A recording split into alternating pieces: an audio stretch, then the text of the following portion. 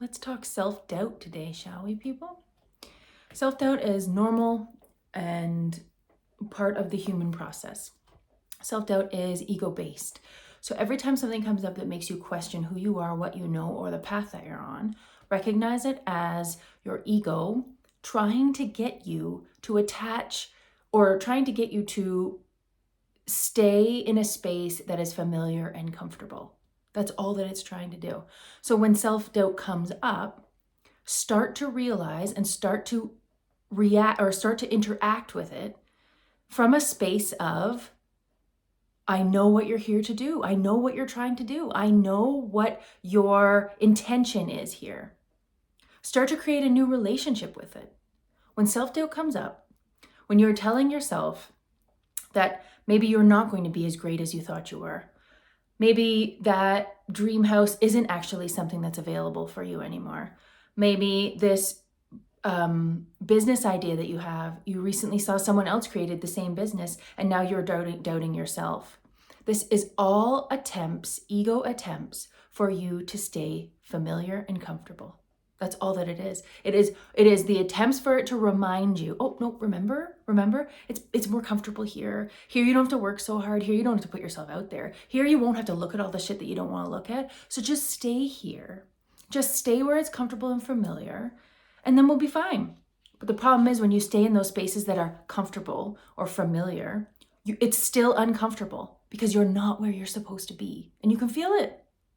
And so while you're working on your path of becoming the person you're supposed to be, self-doubt is going to creep in. This is very natural, very normal, very typical for the human brain, for the computer that is a human brain.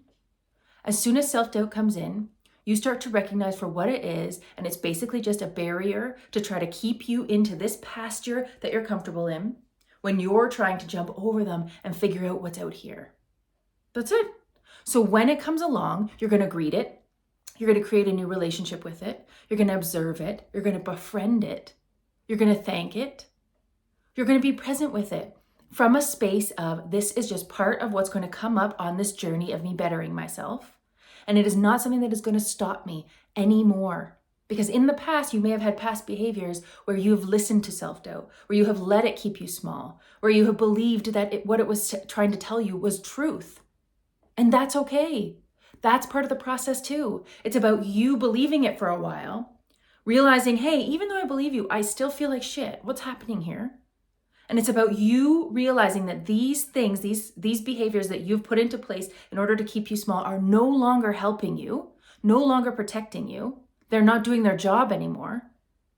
And you are ready to look at them and observe them from a space of a perspective where you're going to start leveling up. So look at it as a way for you to keep yourself small, but you don't need that anymore.